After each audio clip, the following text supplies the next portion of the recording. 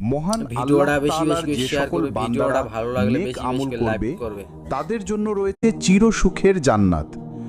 রাসূল সাল্লাল্লাহু আলাইহি ওয়াসাল্লাম হাদিস শরীফের মধ্যে বলেন, আল্লাহ তাআলার সবচেয়ে ছোট জান্নাতটি হবে এই দুনিয়ার চেয়ে কোটি কোটি গুণ বড়। একজন সর্বনিম্ন জান্নাতীকে দেওয়া হবে ৭০টি হুর। সেই হুরদের চেহারা থাকবে চাঁদের থেকে উজ্জ্বল।